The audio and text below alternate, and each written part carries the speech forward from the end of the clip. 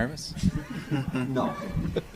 Where's your answer? Dennis Beckham, let the ball out! Dennis Beckham! Dennis Beckham! Dennis Beckham! Dennis Beckham! Oh! Oh, no! Oh, yes! He missed it. Welcome to the Suffering from Joy podcast. My name is Devin. I'm joined here today by Brad Tillery, Seth Who Knows All, and Charles Peacock from the False Nine. We're here to discuss the depressing St. Louis City 3, Austin FC 2 match. Guys, you want to say hi? Hello. Hello. Hey there. How are we feeling? It's the morning after. Everybody recovered to the extent, physically at least, from the game yesterday? Like I say, it's really easy to recover when you're just sitting on your couch watching it. No, I'm feeling recovered. I got coffee and some breakfast tacos this morning, which is kind of my usual recovery of food. So despite the sadness that has been going on, I feel okay. I'll be better later on today, I think. I had the back-to-back nights of VERDE Fest, and then the pregame, we were selling merch for Los Verdes, both of those. So I didn't actually really settle into, it's game day until I was walking to the stadium. Yeah. There was also a minor match in England this morning that I was very happy about. So that was good. It's a fake trophy, but we'll get into that later. Hey, I say that even if we win it.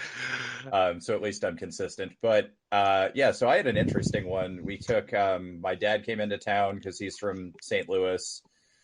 We had my in-laws go to the game, and they sort of weirdly, when I bought tickets, ended up right next to Brad.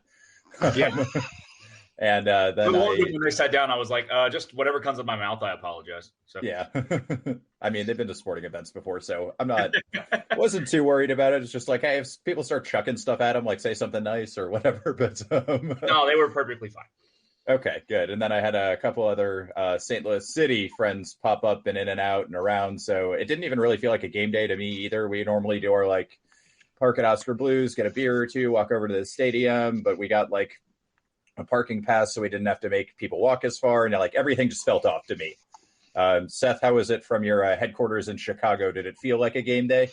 Yeah, I mean, actually, Apple did a really good job of making it feel like a game day. I did upgrade my TV in the off season because I realized my old TV was only I don't even think it's that old. I think it's 2015, but it was too old of a Roku where I couldn't get the Apple TV app on there. So I used that as an excuse to buy a 65-inch TV because why not?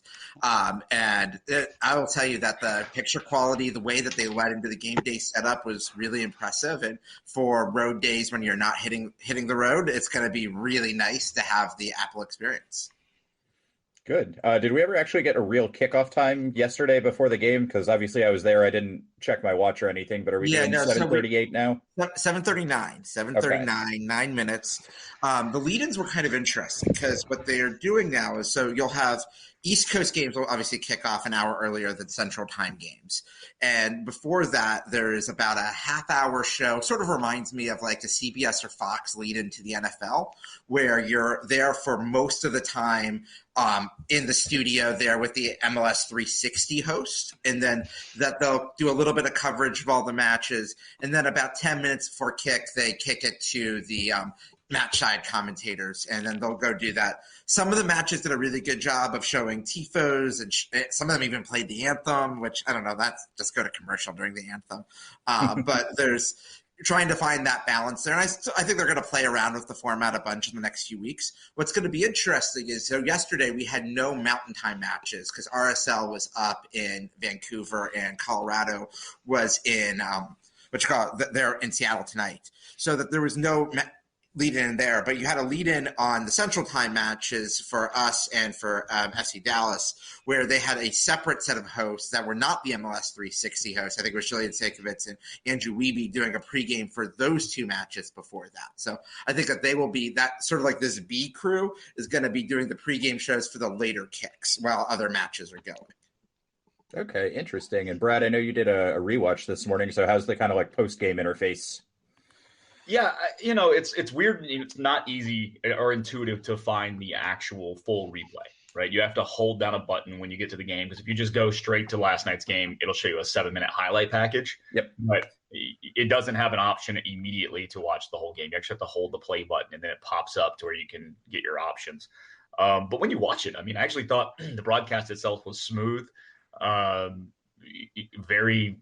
definition was fantastic to be able to watch. That was noticeably different. Having neutral commentators, which we talked about pre-show before we came on, I thought was a nice change. As much as I love Adrian and Mike, it is a nice change up there, and it takes some getting used to, but I dug that. And I thought overall they did a really good job of telling the story of the match. The replays were good, just no complaints from my end. Cool. Well, you want to talk about the game because that sucked? Where do we want to start? Well, I think the game overall sucked because it left such a bad taste in our mouths. Yep. I actually think there are a lot of positives to take away from it. But I think ultimately, like, the number one topic of discussion has to be St. Louis native Kip Keller. Graduate of Principia High School, St. Louis University. I got the full scouting report, but we're not going to go through it. He's not a secret agent. He just had a bad night. It happens. It's a game. It's a regular season game in February. If something like that's going to happen, I hope it's in that kind of game where it doesn't, it better not cost us the season or anything huge like that. It's not a playoff game. He had a bad night. It happens. Support the guy the next time he goes out there because there's been some really toxic stuff out there. But let's talk about how bad it was. So, do we want to just go in order? Should we start with the really bad one or the worst one of the three, I guess? Yeah. Let's start with just what happened to Julio. As much as it's not like Julio is the most beloved player on this side, and he's had great moments in the last 2 seasons. He's had some head scratchers, to say the least, as well in the last couple seasons. And just we haven't faced anyone feel free to call me out if we have, but I don't remember a striker that was as large and as physical as Klaus was last night for St. Louis City. That guy was a monster. That guy was huge. Yeah, it reminded me of watching Jan Kohler back in the day. I was watching like Hulk Hogan fight the jobbers in the 80s, right? That's what that felt like when he was on the field for size differential. Yeah. No, one of my favorite moments last night was as soon as Gallagher came on, he kind of hip checked Klaus just a tiny bit, setting up for a free kick, and Klaus went down like little John Gallagher in comparison, just trucked him. I yelled, and everybody in the supporter section was just incensed that he would dare accuse our boy like that. I think my heckle from the upper deck was, if you want to do that, you can ask for a transfer to France. Yeah. Yeah, I don't blame him for kind of getting bullied. He wasn't great on the first corner, the first goal. I'm sure he's not going to be the first one that a huge center back goes up, scores a goal. We didn't mark quite as well as we should have. He got out jumped. He flat out got out jumped. He was flat footed on that on the replay watch this morning. Because it came off the attacker's shoulder, right? Yeah. It came off the attacker's shoulder, and Keller got out jumped on the play. Stuver came out as well. I don't know that Stuver had any other choice but to come out because I think he saw the hole on the backside. Just didn't get to it in time. So. Yeah. And even if Stuver stays on his line, I'm not sure he does anything to stop that. Yeah, exactly. Same. I did notice last night, I'm not sure if you noticed this in your rewatch or not, but it felt like Stuver in general was kind of coming out a lot more than he normally does and was coming out further than he normally does. And I'm not sure if that's a coaching point that has been emphasized of trying to utilize him more off the line. My guess is he's probably doing a little more take initiative since Kippy's a little wet behind the ears there. Yeah. So he's probably trying to add an extra layer of help, but come or don't come, I'm with you. Once I think it was Parker gets to that ball, it's going on the net, whether Stuver's out of his net or on his line there. All right, let's talk about the worst one. One of the things I'll say about watching at home that is actually not different from ESPN Plus or anything. Apple is a little bit closer to game time. So last year when I would watch matches on ESPN Plus at home, because whenever I was watching a road match and I was at home, there would always be people in Austin with an antenna, and I would know, okay, I'm 45 seconds behind or something else. And one of the guys who uses my season tickets and I were texting pretty frequently throughout the match. And most of the time, on both of our goals, I got a text beforehand. And there's no one to ruin it for you in Slack if you're not there watching beforehand. Or really, maybe there's tweet or something because everyone's at the match. Hopefully they're celebrating the goal or something. Because, I mean, I occasionally get a flash score alert before I see it on the screen. But as you're going through it, it's tough. You feel like you're more in the realm of the game at this point because it's only about a 40-second delay versus about a minute and 10 seconds from ESPN Plus. So Apple is better on that, but it's still. And I was like, I didn't hear anything. I heard a flash score alert, and I was just like, oh God, no, you didn't really do that. You didn't really like this is one of these Apple this is an Apple glitch. Like in the Whip Around show, like they missed a commercial. There was like 15 seconds of black screen. I was trying to convince myself that this was just like some computer glitch. I'm playing FIFA. I pressed the wrong button. Somehow, like, shouldn't he be also? Oh no, wait a minute. He passed it back. No, that's completely legal. Like it is just human computer glitch. Yeah, no, I was in 104 last night, and basically where I was put me on a direct line between Jared Stroud and Kip. And I remember watching and seeing Kip turn his head, and it was like I could view the train crash happening as it was happening, and you knew it was going to happen. And he just kicks it back, and as soon as he kicks it back, I think I suffered like psychic damage or something, because it took me like an hour to be able to process. Like I explained to like multiple people last night, like after the match and after I got home, and like I still couldn't process how you just turn and kick to the wrong person, to the wrong team, and then just that's it. Like you do it, and there's no reason to call it back. There's no, problem. There was no whistle. He just kicked it away. Yeah, the thing that obviously giving it away like that is inexcusable. But the thing that bothers me more, especially I saw it last night live, and after rewatch, it really bothers me more. All night long, his safety valve had been just play it back to Stewart. Play it back to Stewart. Okay, fine. Don't really mind that. But he actually kind of picked his head up and looked backwards before he kicked it. Yes. But for a few seconds before he turned around, he had the ball with no pressure on him, and he never picked his head up to look for another passing option. And if he just looks across the field, John Gallagher is making a run on the left side with no one within 30 yards of him. He had already hit a couple of long balls that were either really close to being connected, or if you just hit this ball to Gallagher, the absolute worst case scenario is you sail it over his head and it goes out of bounds for a throw in the 80th minute when we have a lead. Yeah, exactly.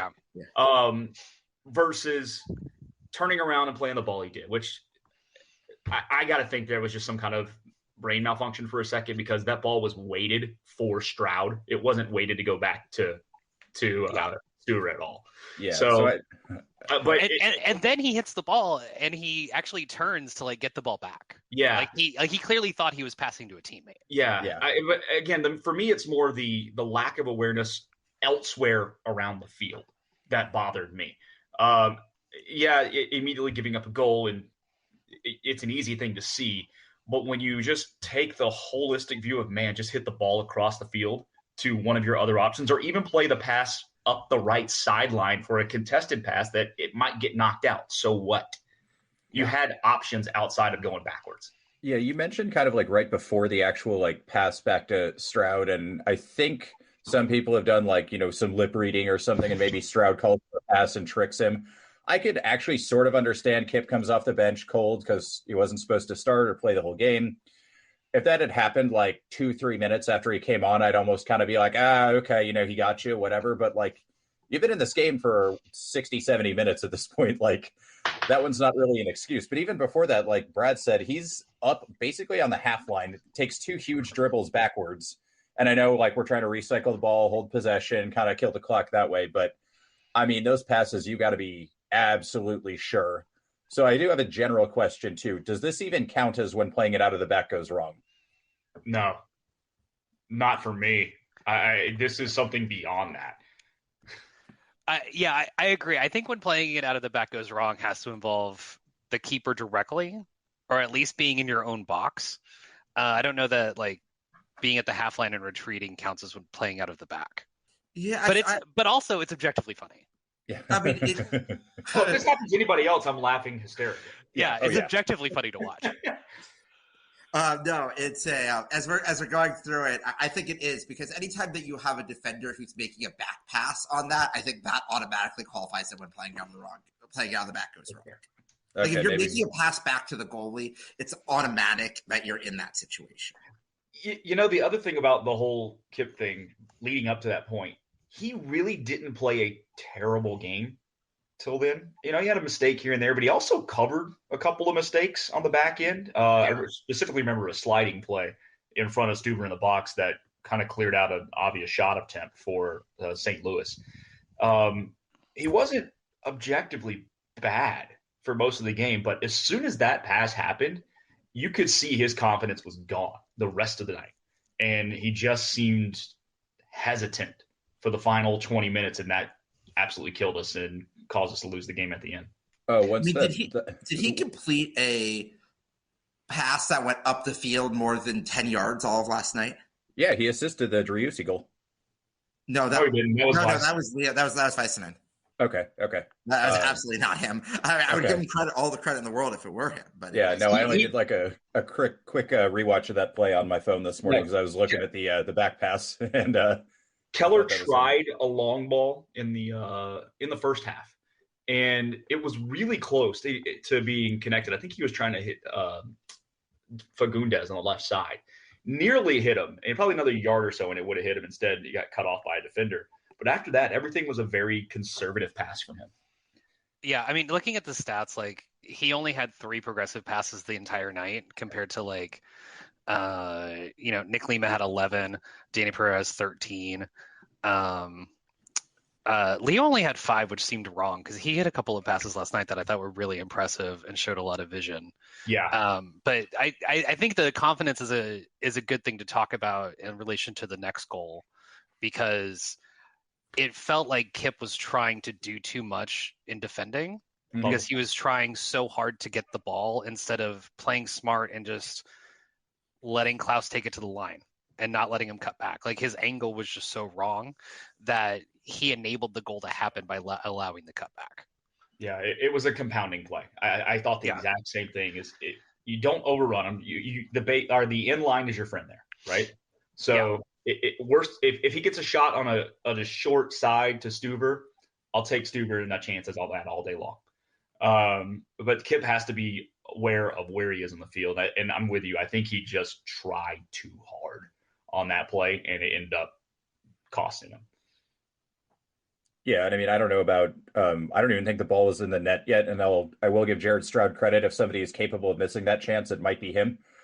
So I don't even think the ball was in the net yet, and I just had this exact I don't know if Kip had figured out what he did and put his hands on his head yet either, but I just had this exact moment where I went, "We're losing this game." This is going to come out. I was talking about the third goal just now. Yeah, no. Yeah. I'm saying after the second one, I could tell exactly what you guys were saying was going to happen on the third one.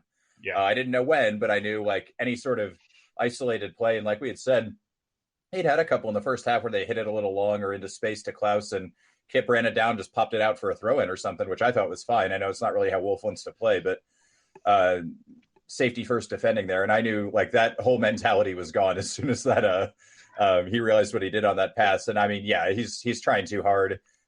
Klaus takes him outside, moves him back in. He's way overcommitted on that outside move. And then he just buries it bottom corner, nice, easy pass in. You mentioned Wolf, though, and he made the point in the postgame, and he's not wrong about this. The team's reaction when that second one went in was concerning because it felt like we had no bite the rest of the game.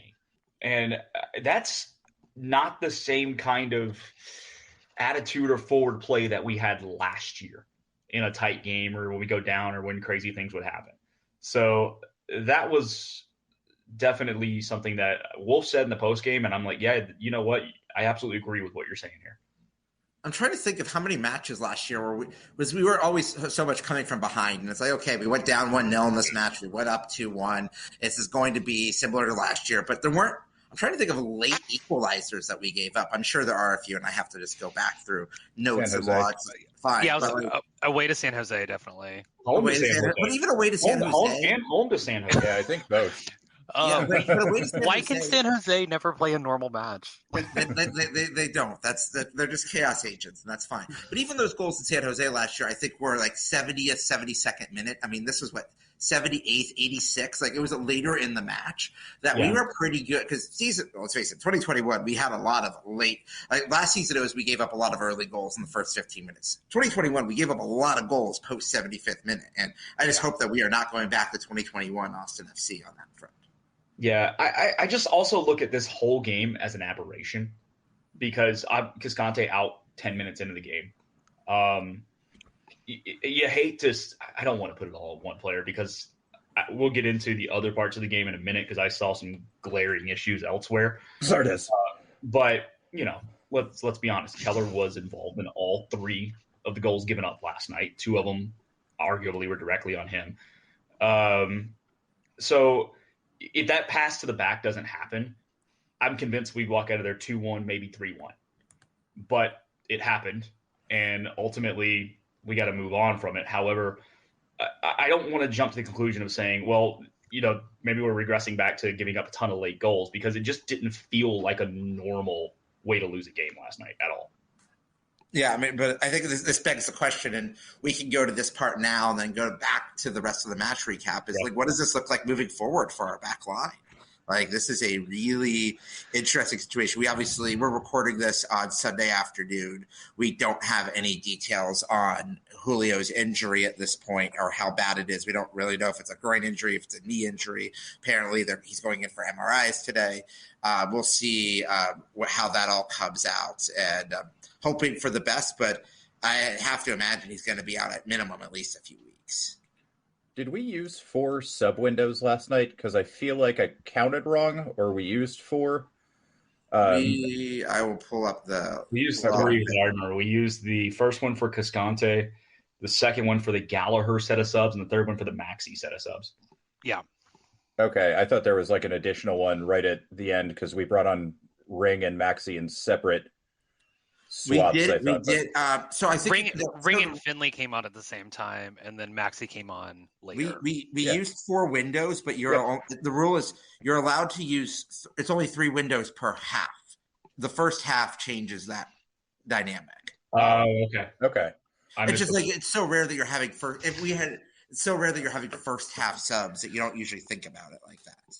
Okay, interesting. I do want to go back to the mentality point real quick because we did hit the bar in extra time. Yeah. So that might have made this game feel a little less bad.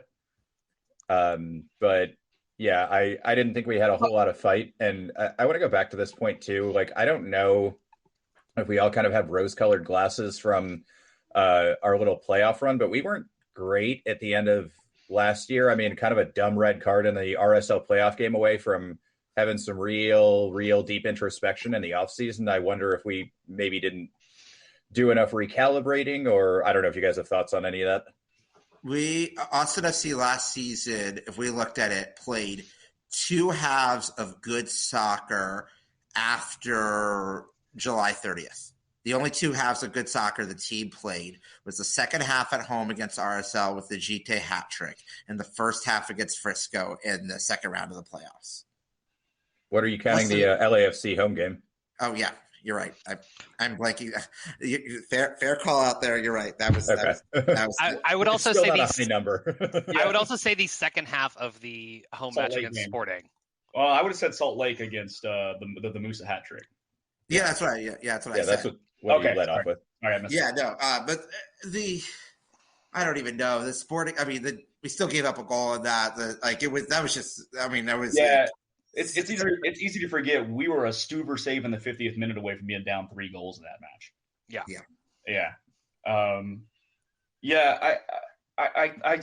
You mentioned hitting the bar last night late, and it was the last 30 seconds of the match. But if you go back and watch extra time, we did nothing for the first 4.5 minutes of extra time, knowing that we had just a few to play with and we had to go. And that gets also to where I thought Keller was hesitant towards the end of the game. He had the back pass to Stuber with like a minute to go in extra time instead of trying to get forward with it. Just outside of the one cross to Driussi, we really were not dangerous or even seeming like we were in a hurry to try to make something happen. No, I was shocked we got that close and hit the bar, to be honest, because we had no drive. We had no urgency. We looked like we were playing a training match, to be honest. But it had a very different feel than like a lot of matches where we were trying to come behind last season where it was clear that Wolf was going for it. And he was just like, you know what? Diego's a midfielder. Just give it to Diego, have him head in the cross for Hosen, and all the strikers are just going to be in there. And instead, last night, they take off Zardes for Maxi instead of just, hey, let's load up the box. Like, let's just go for it. Yeah. And speaking of Diego, the way we utilized him last night, that can't be the way we utilize him the rest of the way. I was losing my mind at this, so go ahead, Brad. We had Kalmanich deeper towards the end line more often in the offensive side than Diego. And what are we doing? The guy's one of our more creative players, and it seemed like we were intent to have him play back further and away from goal. It just made no sense to me. Yeah, there were times where he was literally like boots on the touchline playing like even with the center backs in our half, and the ball's like, not exactly in their box, but up in that forward third. And I have no idea why. Like, I sort of get you want to drive the channel and Zan's a little more offensive than kind of how we'd been playing our backs sometimes last year. But like, why are you pulling Diego back there? I'm with you. Did you guys see anything else, or was that kind of I don't know. So I think the issue yesterday was that I think Wolf kind of galaxy brained all the tactics and was really intent on showing the like, oh, we can play a different way. We have another thing. We have wrinkles, blah, blah, and like was a little too excited to show all of those. And not just like, they tuck Diego inside, which limits his effectiveness because he just can't get into space. I thought Wolf and Pereira played more of a double pivot than the way we normally see with the dual eights, which gave Driussi a little more room to roam. But the bigger issue was Wolf and Danny are two similar players. They are players who like the ball on their feet and can dribble, and those things are great. But we had nobody who could utilize Rigoni or Zardes' speed over the top because we kept trying those passes and none of them worked until Ring came on. And at some point you have to have more of a balance in the midfield. And that's, we talk about Austin being susceptible to pressing teams. And one of the reasons why we're susceptible to pressing teams is that we cannot hit that ball over the top to make them pay when they come forward. And Rigoni can make those runs and can finish. We saw the counterattack goal from preseason. He's capable of doing these things, but we have to have somebody capable of getting in the ball. And that midfield setup that was a complete change from last year's starting lineup wasn't capable of doing that. I was relatively unimpressed with Rigoni last night. I kept hearing about how he's made all these breakthroughs in, the offseason and preseason getting ready. And I kind of went, okay, yeah, you get dropped into the team in the middle of the year. It takes a little adjustment time, but I didn't see anything that made me think he's any different than the guy we saw last year. I don't know if you guys have different opinions. I wildly disagree with you here. I thought he was more than fine last night. He had a few plays where, quite frankly, he left some jock straps on the field from St. Louis City. Yeah, especially down on the north end. Like, there was a play where in the second half, he was driving towards the end line, went one-on-one with the defender, went around the defender, and then drove towards goal before I think he chipped it up. He didn't have a bad cross, the one to Zardes that hit off of Zardes' heel. Zardes probably should have held his run by about a half second because I think if Zardes scores there, it's ruled offside. And if he does hold his run for half a second, it's very likely in the back of the net. And also, if you kept watching Rigoni on the back end, and the point was just hit on about not hitting balls over the top, he was a willing runner, and he had space to go, and he kept trying to cut in on runs towards goal, and no one was looking for him on the backside. And that drove me absolutely bananas last night. So I guess the larger question here is, too, like, was this sort of like a weird, hey, we wanted to do all this stuff with Julio, but we couldn't because of Kippy, or guys just not feeding him the ball? Like, how do we fix this, I guess is what I'm asking. I also think I'm not going to rush to judgment because they do play they play a Red Bull system. It's more chaos ball, what St. Louis likes to play. How do we look against a more rigid, normal-ish tactical setup next week and over the next few weeks? Then I think we can really make some judgments about what this team could or could not be. Yeah, I think it's a question of what does your starting lineup look like for Montreal next week? And I think there's a lot of questions about who you're playing as the second center back.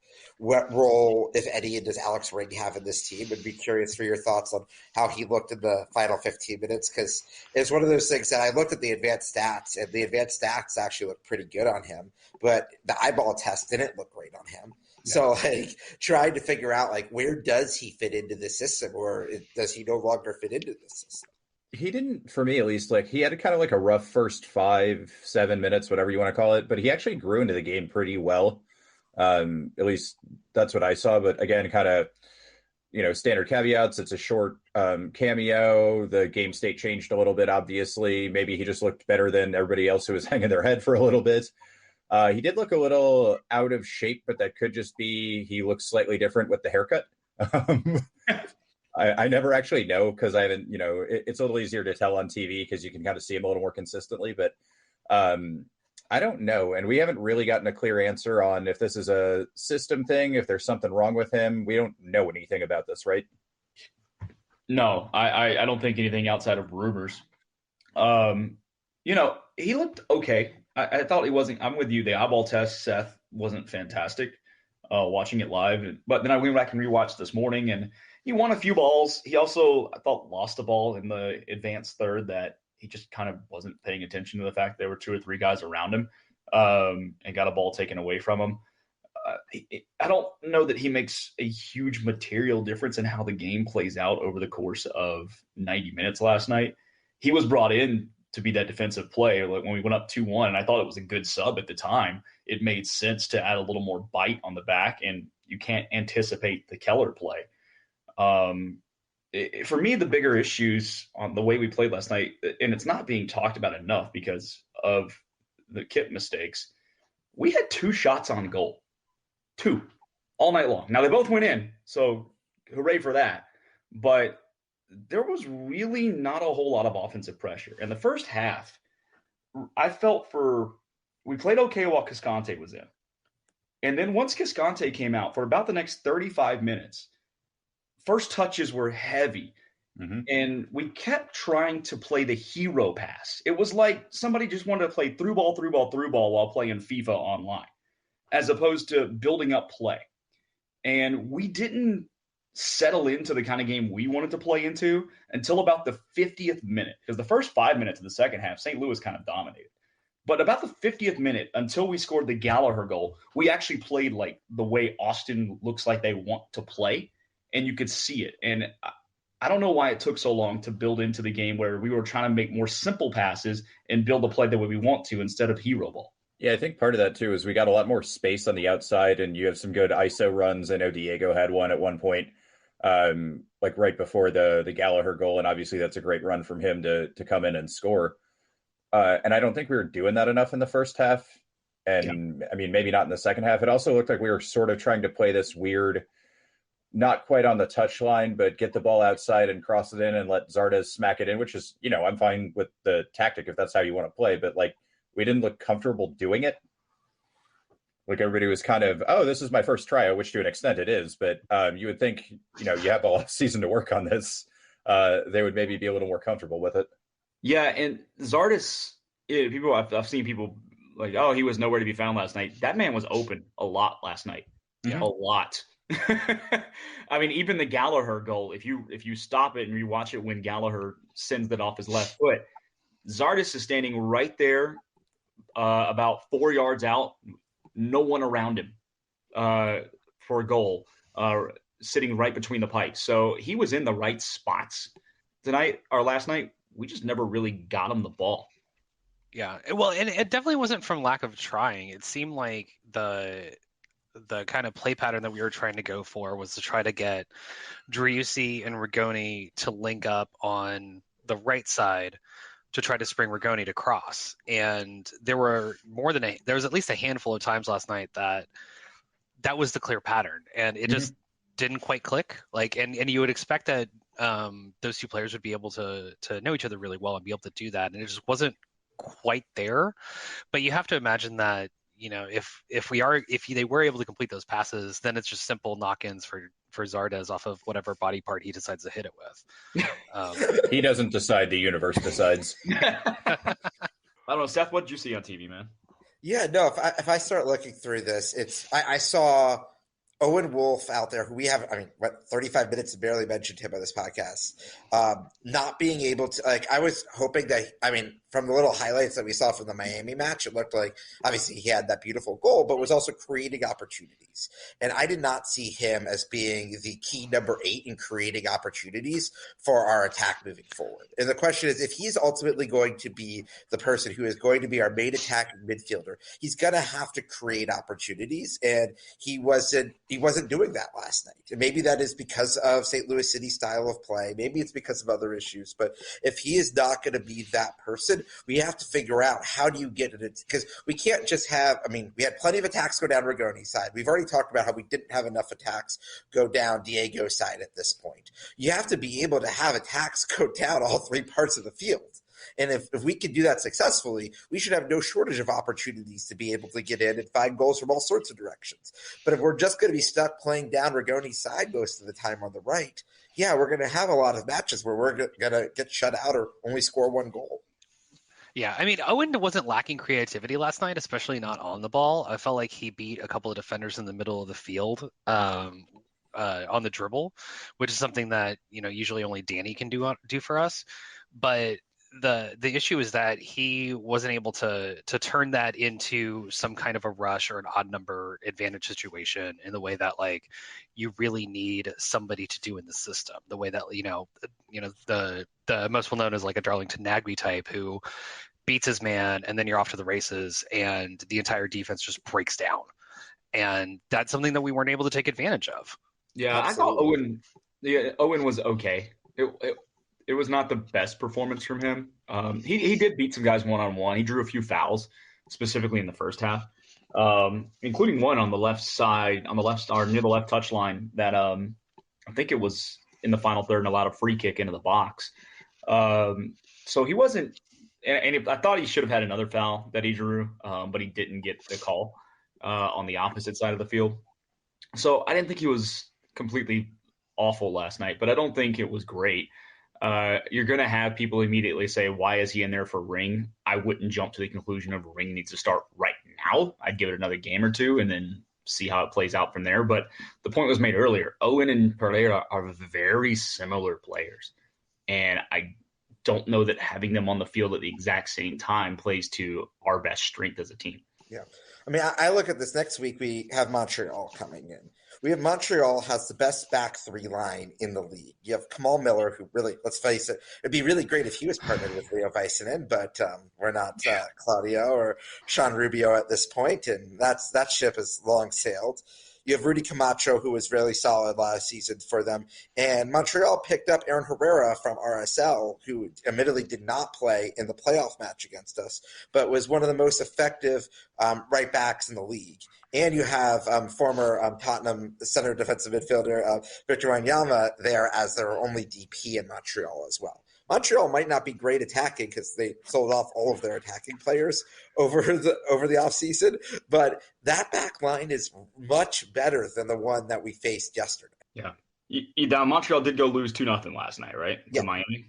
Yeah, they lost 2-0 to Miami, and both goals were sloppy goals, actually both off of set pieces, but not the direct strike. So that when you start getting into those situations, when you're in the chaos from a quarter kick or a free kick, your back 3 matters a little less in that sense because I'd have to I saw the goals while they were happening live, but I haven't gone back and really watched them. But getting to that world, it's a little different up there. But right now, if Romel Kyoto is their top attacker, they might have the weakest attack in the league. So Montreal might just come back and let us sit back and attack them because they would feel confident in defending this attack. Because honestly, we didn't look as vicious and having as much potential as we did in most games last night. I also think we came in overamped the first 40 plus minutes. I really thought we just tried to do way too much in that first half offensively. But I think ahead to next week, is Amro Tarek going to be ready? I hope so. I mean, Wolf kind of made the comment last night. He's still getting up to speed.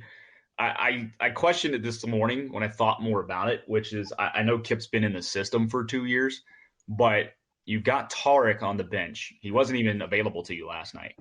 But Tarek played for the Red Bulls for 3 seasons very recently, from 2019 to 2021. You would think if there's someone playing defense that knows how to play against that system, it might be Amro Tarek. And even if he's not fully up to speed on the way we play, just to help keep the ball out of the net, he might be a good guy. Yeah, no, and if you're putting together that lineup at the beginning of the match, like I was really surprised. I noted it before the match that Tarek wasn't in the 20 because you're thinking like, okay, I'm probably going to bring Leo and Julio are probably going to go 90 in this match, and you're thinking that your subs are going to be more offensive minded at this point. But like I would have expected him to be your third choice center back, but obviously he wasn't, and the rest is history. Yeah, and I mean, I think we're all hoping, like we kind of mentioned, they play a weird style. It's their first ever game. They come out super amped.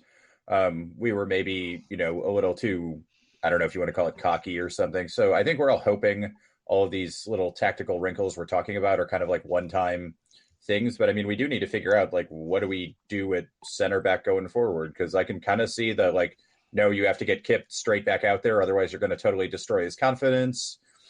I mean, do we know, or does anybody want to play Alex Ring there and sort of solve our, where's Alex Ring problem? Like, what do we do here?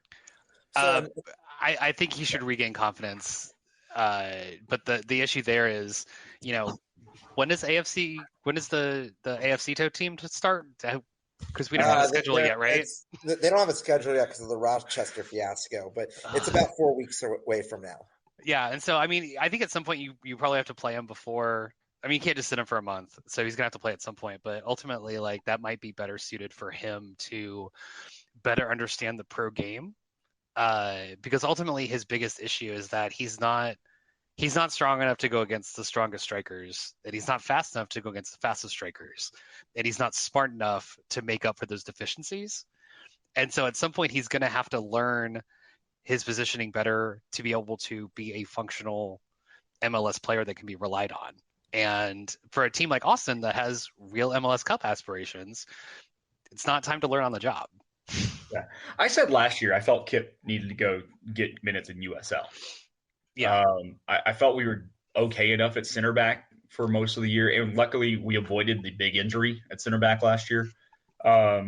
We probably did him a disservice by just having him ride the bench and practice with us all year, as opposed to sending him a USL on a loan and getting some minutes and make some experience. I still think that might be the right play because remember USL is a level above ATX2. So I think that could be good for him, and also just getting him out of Boston for a little bit and letting him just reset before coming back might be the best thing for him moving forward. Lundqvist can play the center position too, center back position. So we have options there, but Tarek has to start next week. That has to be number one on the list. And maybe Keller's on the bench again if you need a confidence booster, just to say, hey, look, you're still on the squad. You're still going out there with us. But I think Tarek has to be your guy. And you also need to maybe go shopping, because we do have a window here in MLS that's still available for the next month. Next 2 months. It's available till April 24th. We can't, at this point, this is the last week where we don't have a midweek match. I mean, after this, we have Montreal Saturday. We have Violette and the Dominican Republic on Tuesday. We go to RSL the Saturday after that. Violette at home Tuesday. Then at Houston. Like, you're going to need more than 2 center backs for that 5-match stretch in 15 days. And if you're lucky enough to get past Violette, you've got a couple of weeks, and then boom, you're right back into home with Leon in the middle of the week, or Taro, or Taro. Yeah, it's a tough it's a tough task there, and I was really surprised as well to see Lundqvist not in the 20. Like, you go spend $500K in GAM and he doesn't make the bench on the first day. Like, I wonder if his preseason injury was worse than reported. But I mean, CJ Fodry was out, like, legitimately out on the injury report. I didn't see Lundqvist on the injury report, so I was very surprised to see him not make the 20 yesterday, and I would be really surprised if he's not in there for this upcoming match. Then again, I mean, the case to start Kip is the case I made earlier, is that Montreal is effectively the weakest attack in the league, and I think I'd almost rather have Kip start I'd be a little scared for the fan reaction, but I'd rather have him start home there than go down to the Dominican Republic and have him start against a team where who knows what they're going to see from them.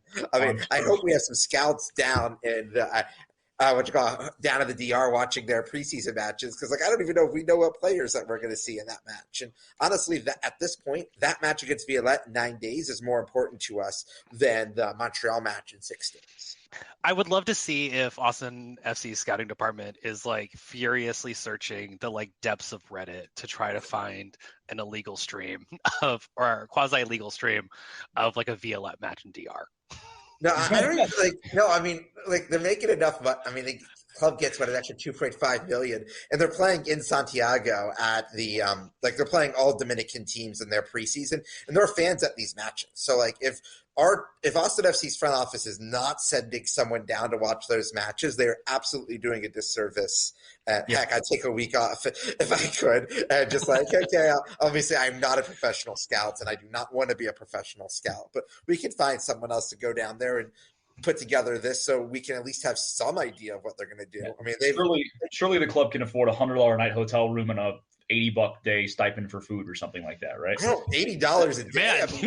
Large. Whatever, right? So I'm just saying, surely we can afford that as a club. Yeah, no, I hope they are. It just I get a question of how seriously they're taking certain things, but we'll see. They've had 2 draws against their last 2 Dominican opponents, but it's just this is all such a crapshoot.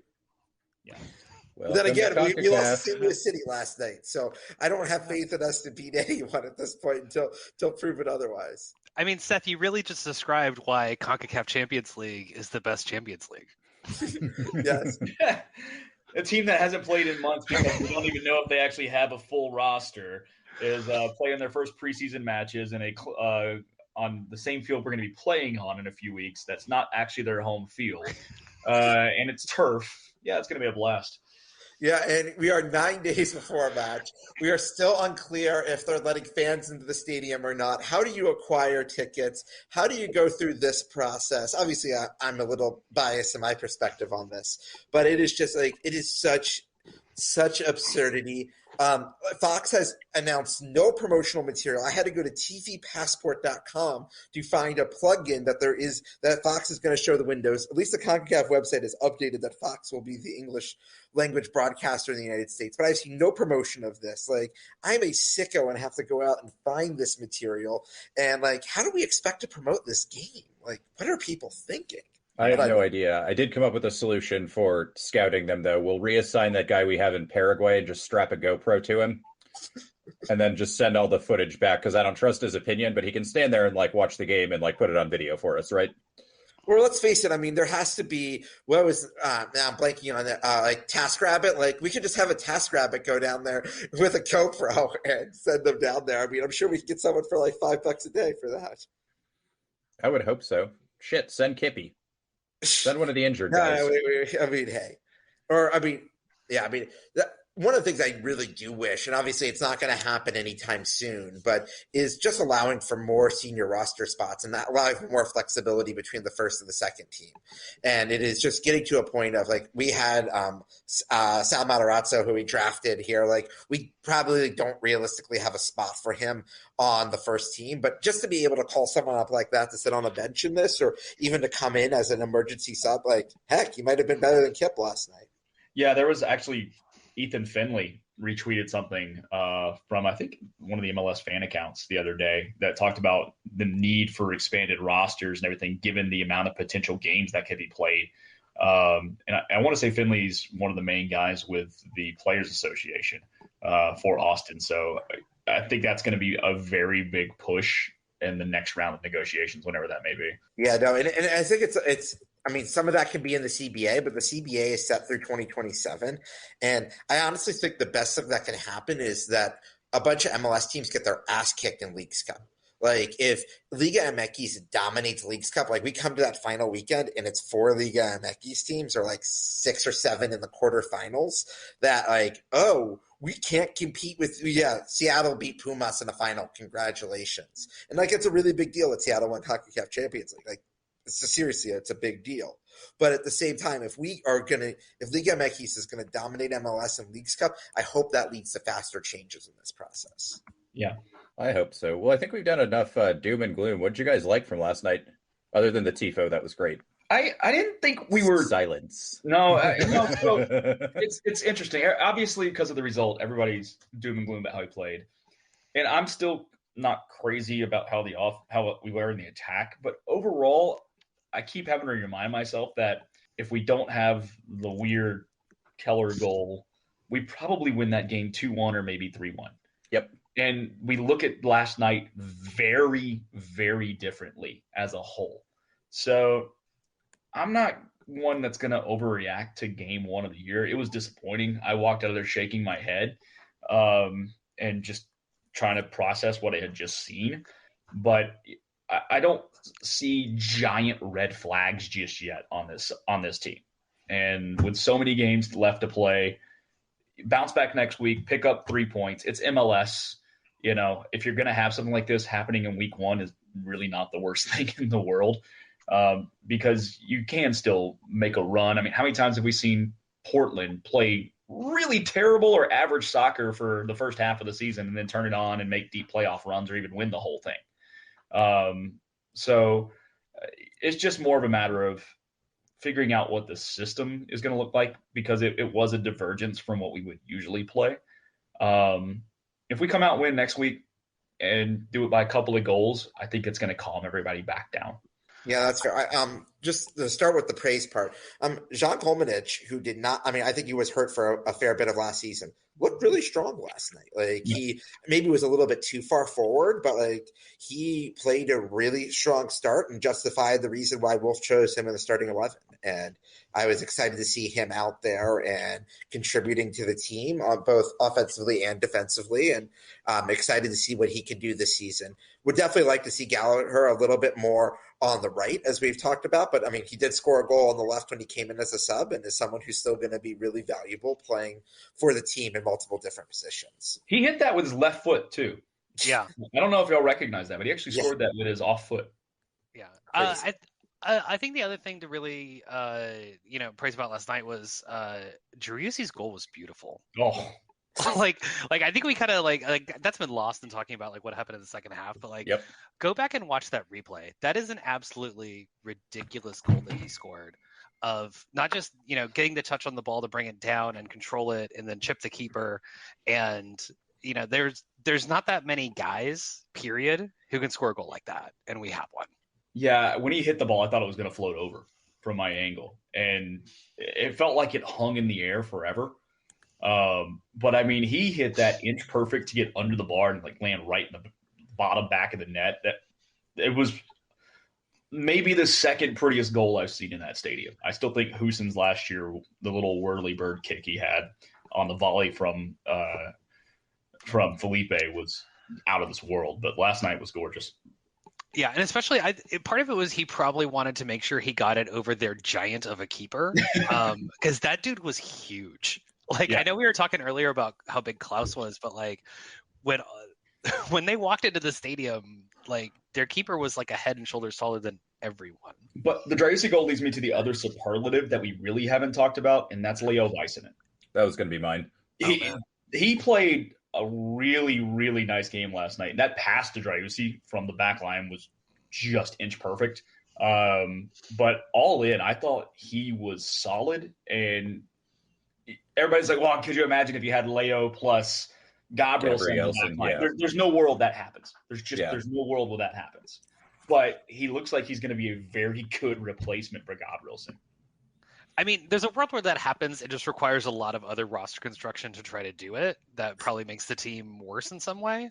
Yeah. I know we were talking earlier about how Austin really started to take hold in the 50th minute. And Väisänen hit a pass from the left center back spot to a right midfielder that was wide open that I don't think I've ever seen an Austin center half make. And it really put I want to say it hit Owen. It put Owen in a very strong position to be able to really push forward and do something. And so I'm kind of hopeful that Leo's vision and passing range just inherently brings up some wrinkles in that he can complete some passes that nobody else has been able to do yet. Well, and when he's paired out there with Cascante, that's a very offensive, forward-thinking back line all of a sudden. Because yes, Väisänen can play defense. I mean, he actually stepped in front of a ball that deflected. Jared Stroud was wanting a handball when Väisänen's hands were wrapped around his back at the time, wrapped behind his back and interlocked, I think. Which don't get me started on Jared Stroud last night and his BS. But all in, I thought Väisänen, when Cascante is back, that's a back line that is really going to make other teams think, because they can push the ball forward in positive ways. Yeah, it'll be all offense all the time. And I think, do we know how good of a passer Tarek is? I don't know much about him. He was not. I mean, I've watched a little bit of his stuff from when he was with the Red Bulls. He is a solid passer. He's not super quick, is going to be his issue. Well, I think the other thing that's good about him is that I believe he's left-footed, which we don't have a lot of left-footed players on the team in general.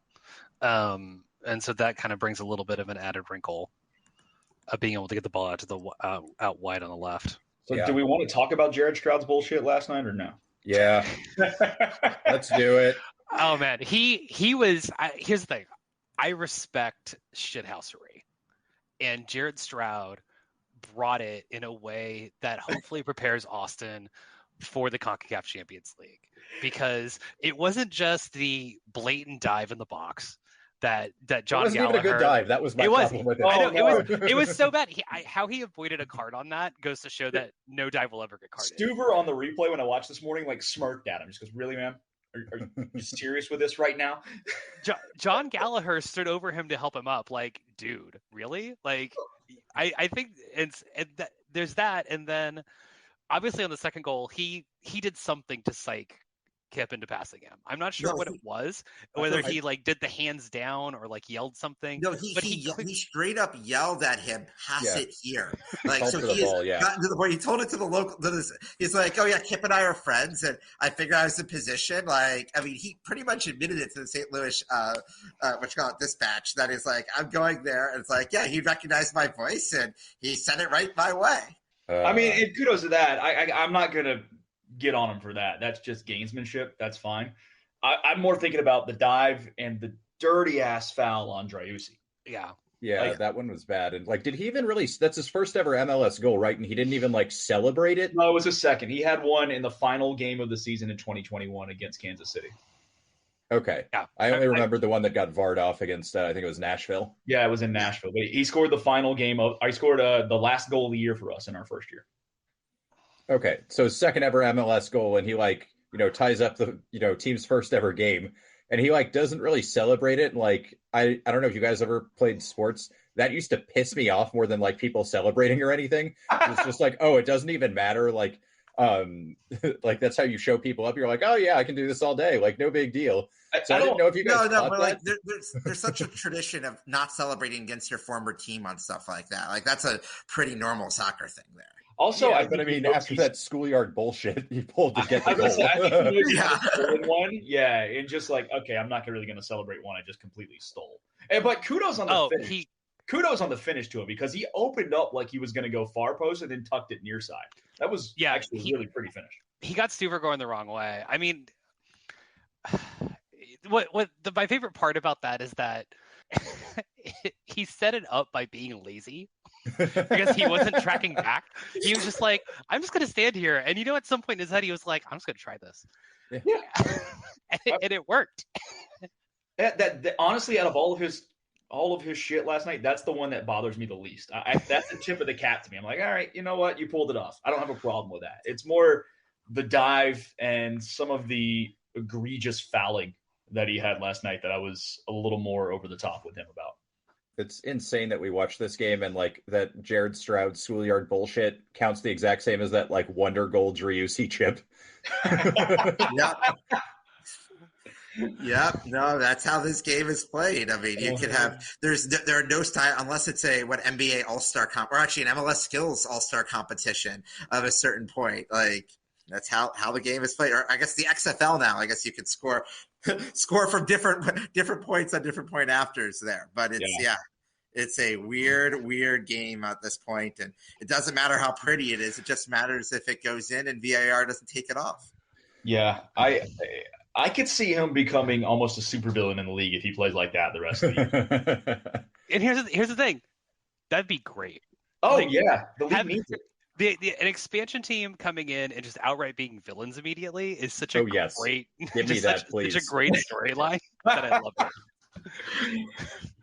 it. Just like, you know what, our talent disparity, there's a clear talent disparity here, but you know how we're going to make up for it? Shithousing. Yeah.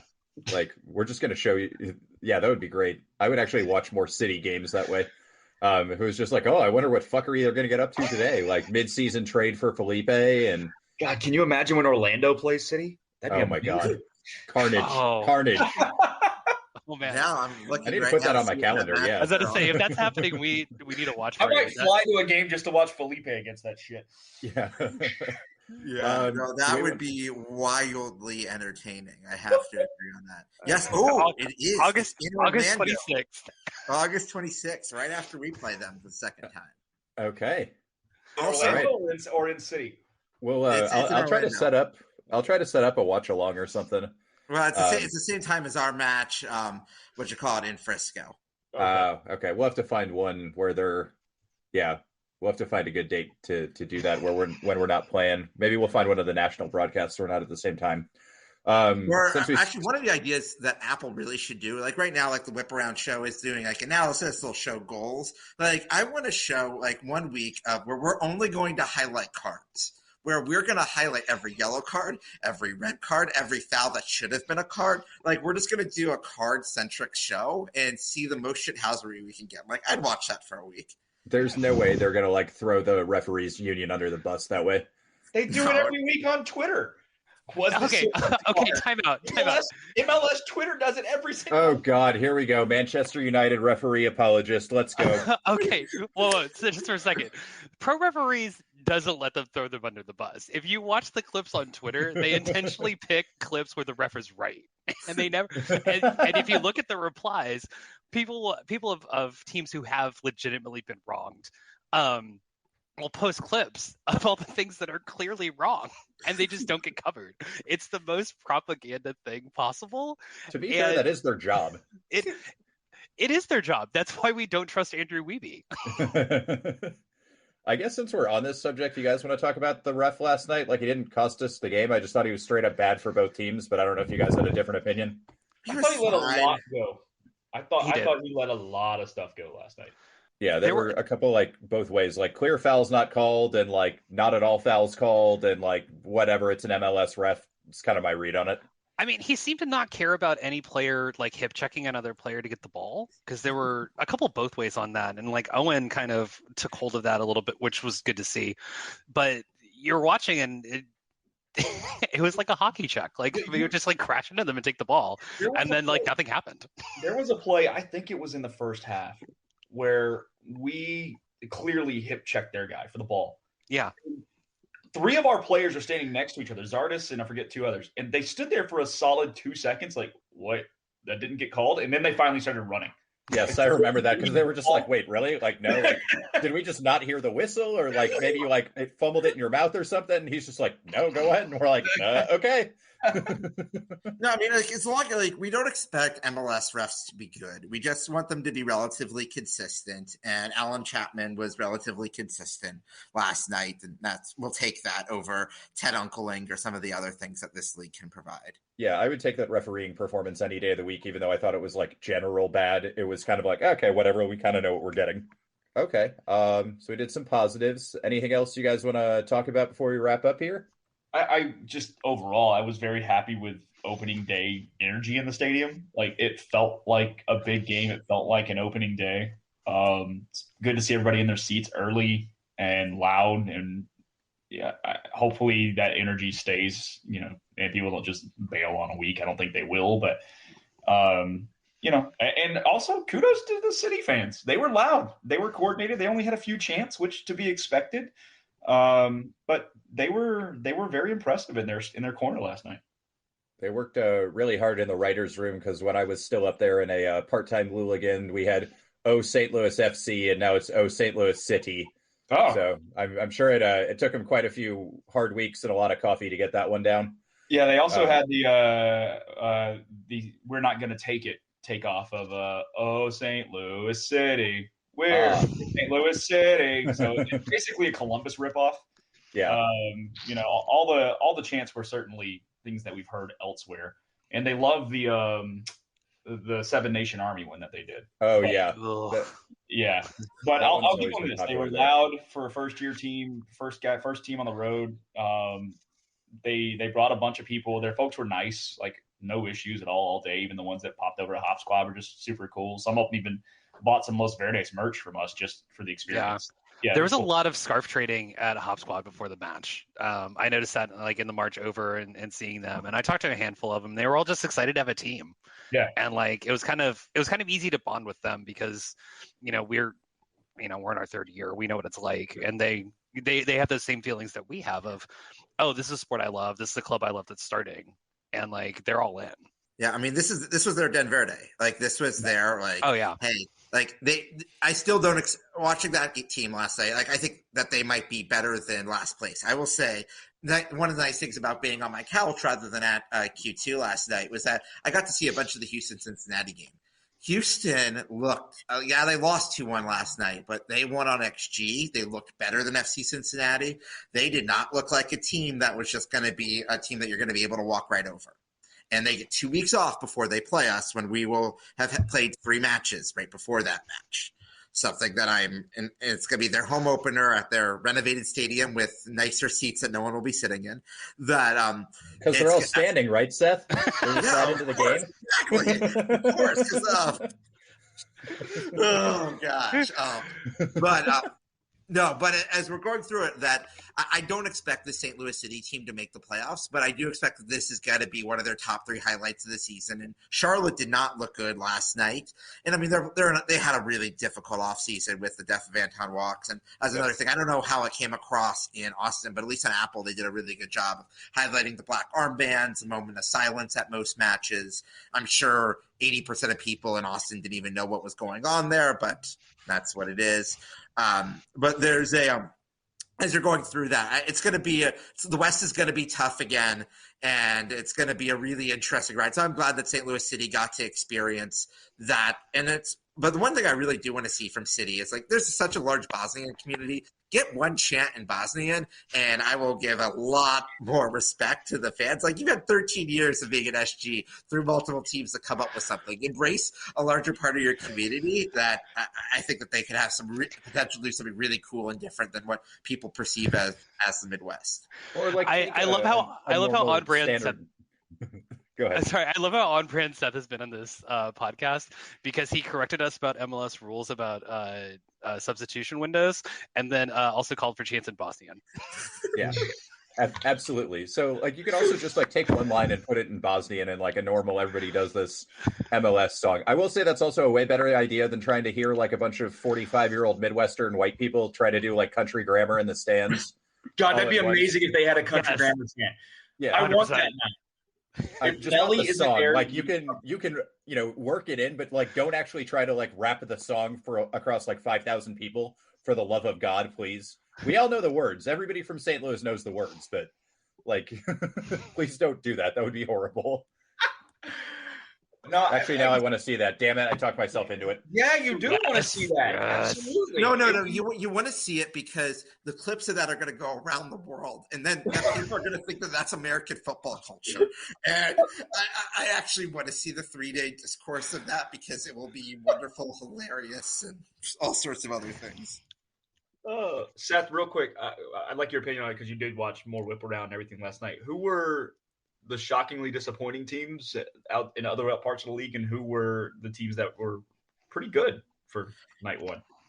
So I'll just go quickly match by match. Philly is who we thought they were. I did have to laugh. So Columbus went up 1-0 in Chester last night, and Cucho Hernandez shushed the crowd, and then Philly comes back and scores 4 goals.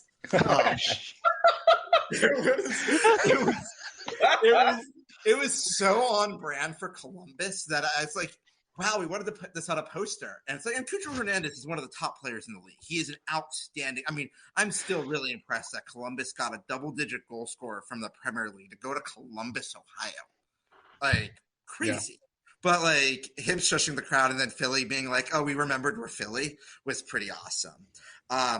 Atlanta was a story of their DPs that you had Luis Araujo, who missed the worst, I think maybe one of the worst penalties I've ever seen in MLS history. He missed the goal by over a foot on a PK. Like, all four of us could have at least put the ball on frame. Like, it was bad. But then Thiago Almada had two of the prettiest goals. If you haven't seen the goals that he scored in stoppage time to beat San Jose, they were world class, and he is going to break Miguel Almiron's record. This guy, the free kick was unbelievable in the final play of the game. That was just wow.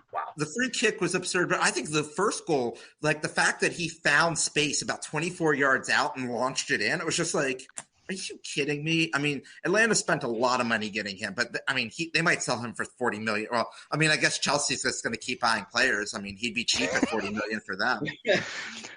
Keep buying players, keep not scoring goals. It's great. Hey, you know what? Like, I think all four of us on this call are perfectly content to just watch Chelsea just spend away to, you know what? Like, we're going to start talking about a relegation fight pretty soon if they keep losing. Y'all know my European special edition in episoding if that comes even remotely close to a possibility. Y'all know my European intent, which is watch all the teams spend a ton of money and then like the absolute worst team who spends nothing come up and win it. That's fantasy of mine. I need that to happen. I mean, that's sort of what Leicester did. Yeah, it is. I mean, there's a reason why it's remembered. Yeah. Like, I mean, it is an absolutely wild situation. So other matches around the league, Inter Miami looked solid enough beating Montreal. I mean, it wasn't anything like world class, but I think Inter Miami is going to get progressively better throughout the season. Actually, just an aside, every match last night had over 85% attendance based on like. The stadium's like, I think one of the things that's going to be really good about the 7:30 local start times for most matches, it's not going to be necessarily great for super fans like us. I mean, maybe a little better for me, but and then you guys, but it's like, okay, like, I mean, I'll go to matches here in Chicago or traveling or other things like that. So I'm not just going to be on my couch every Saturday night. But if for people like that, it's going to be, the TV ratings aren't going to be great, but you're going to see full stadiums a lot more frequently because this is going to be the time where you're going to get the most people to show up at matches. And the stadiums look, I mean, Charlotte had 69,000 last night. Atlanta had over 65,000. Even Vancouver looked pretty full at BC Place. And yes, the really good graphics, the 1080 picture on Apple just shows you how bad. None of you have been to BC Place before, right? No. That field is so atrocious. And like you would be like, oh, it's just because of the terrible picture quality of anything else. Apple did such a good job of showing just how bad the field looked last night that it's just, especially for some of these late night matches, you're coming back, you're hungover from a match. You're like, wow, is it really that bad? And you're like, no, it really is that bad. But I mean, obviously some of that is an opening week effect, but like, I'll be curious how attendance looks into April and May, but with 18 teams making the playoffs, you should have very few without relegation, obviously, and that's never happening in MLS. You're going to have very few dead rubber matches. So like, you should hopefully be able to keep fans coming to games. They get used to coming at a regular time. It's not even in the NFL, like people are like, you have fixed kickoff times and things like that. But like, I hear it from here. The Packers fans hate it because they have to go to, I don't want to have another 3:25, another 7 o'clock kickoff on a Sunday. Saturday night, people, for the most part, don't have as much to do on Sundays. It's consistent. Get fans in the seats and create a better atmosphere across the league. Good. Yeah, I would much rather have a good in-person product than kind of orient this for TV the way some of the Premier League stuff goes. All right, well, we're wrapping up. We got to do this. Don't pick the obvious one. Charles, you want to lead us off with your biggest moment of suffering? Besides the most obvious one? You can't pick the obvious one. Oh, man. Worst moment of suffering besides the obvious one, which was the most obvious of obvious ones ever. Actually, I think it was the third goal because at that moment I had this sudden realization that we were absolutely going to lose. And if you go watch the replay, Kip actually messes up twice. Not only does he get done once Klaus has the ball, he's late stepping up and plays him onside. Yep. I mean, here's the thing. Like, yes, Kippy did not play a strong match last night. It's one game. Be a goldfish. Forget it. Exactly, but also the last time he started a match, he was responsible for both goals and got sent off. So in some ways, this is actually an improvement. Okay, with a positive spin at the end. I like it. Here we go. Brad, you want to go next? So it's going to sound weird, but there was a free kick in the first half where Stuber had to make a really good save moving to his left. But at that point, I was like, oh, shit, this team's actually way better than I thought they were. Talking about St. Louis, and kind of knew we were in for a dogfight all night and could not relax the rest of the night like I had hoped to. So that's mine. I'm gonna go with a slight bit of a curveball here. We barely mentioned Nick Lima in the 75 minutes we've been talking here, and Nick Lima had one of his signature Nick Lima balls that went over the goal, but we did want a corner off of it in the second half. And now I'm afraid because he had such a ball that was a terrible ball. I don't know if it was supposed to be a cross, a shot, or whatever it was, just Nick Lima being Nick Lima. But the fact that you want a corner from it means that we're going to see like 20 to 30 more of these the rest of the season. And that's going to cause future suffering. And that's just not good for us. Look, he's not going to stop.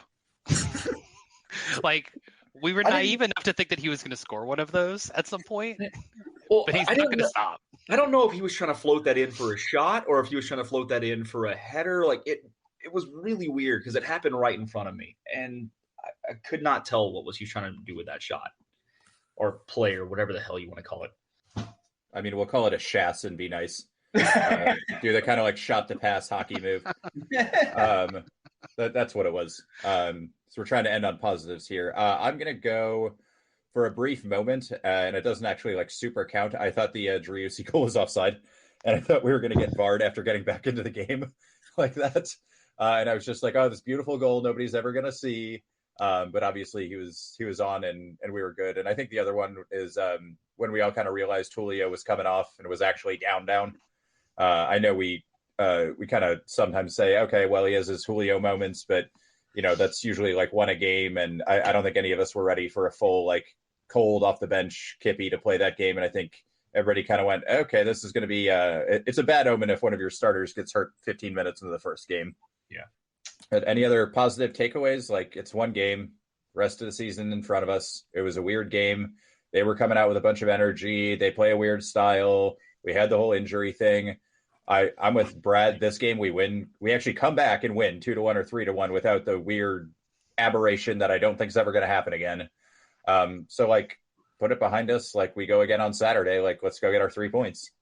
Yeah, that's where I am. It's a long year. Somebody made the point in Slack this morning too, or maybe I saw it on Twitter. I don't remember where, but and it's a totally different vibe because it's a month-long tournament versus a year-long league. But we forget Argentina lost their first game to Saudi Arabia, right? Yeah. In the World Cup, and we know who won the World Cup. Nobody cares about that opening game. So, and I'm not saying we're going to go win it because we're going to win the World Cup. Yeah, we're going to win the World Cup.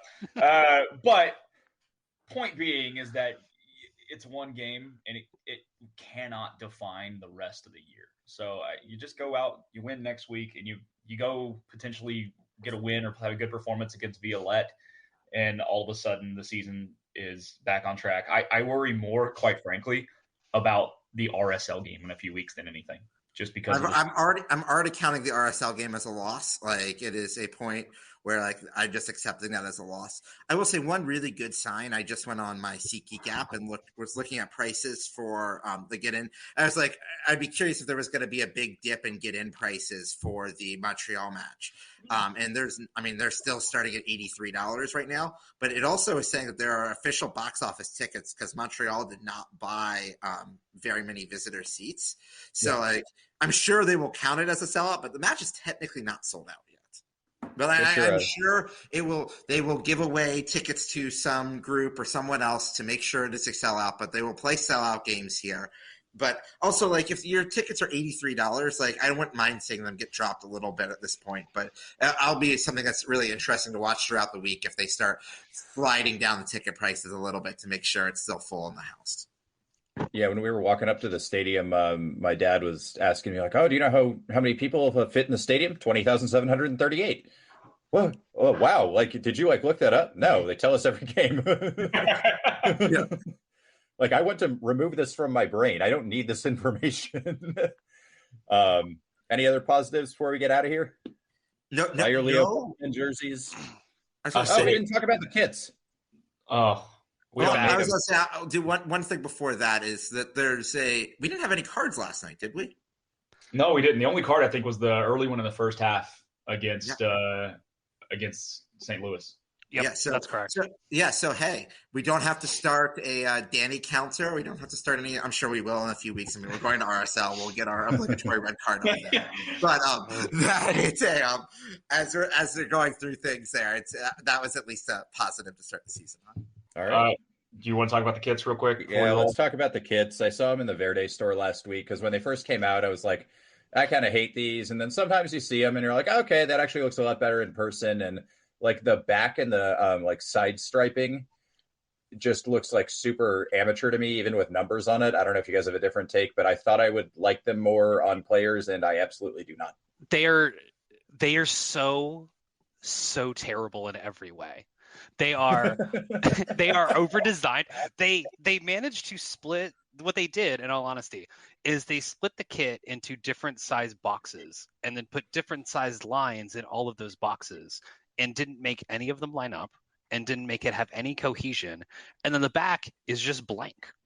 It doesn't make any sense from any perspective. Like I through an acquaintance of an acquaintance of an acquaintance, I knew what the kit looked like, or I saw a picture of the kit like a while ago, and immediately my first thought was Adidas is trying to make it so we don't get a third jersey by giving us the ugliest design possible.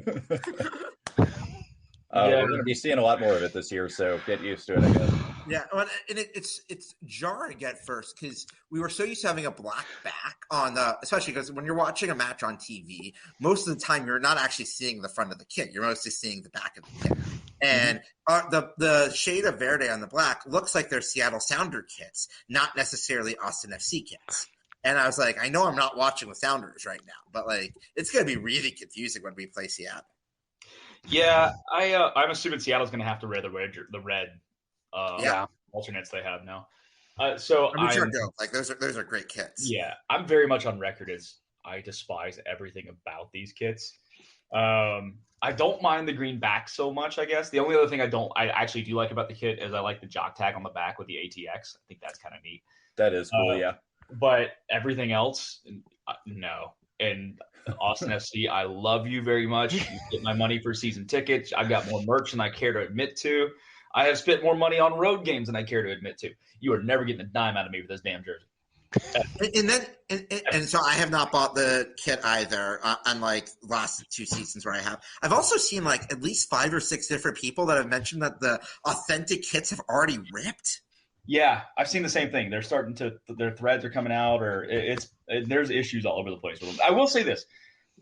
It's a very polarizing kit. There are people who absolutely love the thing. And I know this exists. And there were a lot of people wearing them last night. A lot of folks had the new kit on yesterday.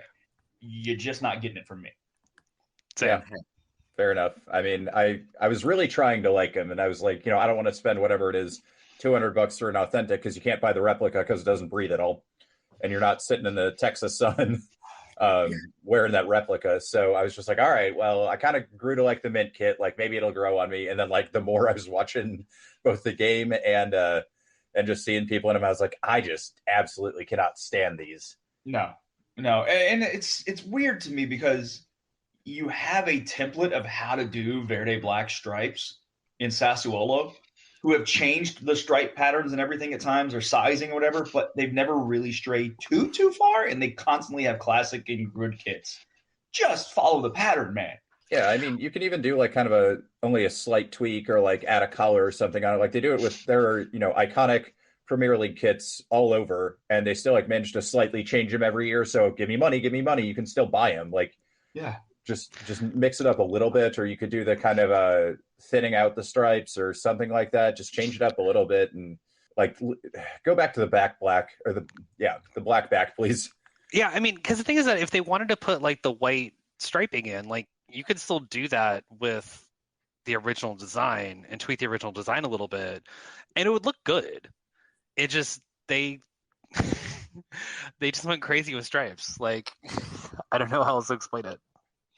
I mean, I do appreciate. I mean, I'm not a fan of these kids. I think we're all in agreement on that. But I do appreciate watching all the other matches. The new Philly kits that look like have the Simpsons clouds. I think those look really good. You guys might not agree with me on that, but I thought that those came across really well on TV. Starting to go through. There were a few of them that were confusing, like the DC Toronto match, which was also another crazy match. You guys want to go back and watch that? DC had a 89th minute equalizer and a 98th minute winner because Toronto doesn't believe in playing defense. That should be a real fun match when Toronto comes to Austin. I mean, bet the over. Free advice, whatever it is, just 7-4, 7-4. Yeah, maybe we'll get that one of these days. But it was because I was like, okay, DC was. Yeah, because Toronto was in their black kits and DC was in their white kits. And I was watching this and I was like, I can't – yes, the score bug tells you which teams are which. But, like, even in the World Cup we had some of those matches where it's like, okay, well, both of these teams could realistically be wearing both of these colors. Like, I want to at least have I shouldn't have to look at the score bug to figure out which team is wearing which kit. And that's a problem when that's the case. Yeah. All right, we're almost to 90 minutes, and I try to make sure these aren't longer than the actual game. So we actually had a World Cup episode where somebody was trying to get their significant other to listen. They said, I'm not listening to a 95-minute podcast about a 90-minute game. And so I'm hanging on to that one for a while. That's totally fair. Yeah, that's completely fair. I was just like, I never thought about it that way because I definitely do that, but that's a good marker to have. You can find Seth anywhere. He's easy to find. Follow the False Nine Texas. Brad's on Twitter at @AU_Trout. You can follow us on Instagram at SFJ Podcast. Anything else, just kind of let us know. We're pretty easy to find. If you found your way here, I'm sure you can get in touch with one of us. And thanks for suffering with us. Promise here for Austin Jarrett Stroud. It's Diego for goodness! He has written his name into Austin folklore. They just won't go away. Oh, he hits the upright again! That's impossible! The Bears' season's going to end on a double doink. Altidore squares it. Dempsey's missed it. Donovan has it. From hope, there is glory.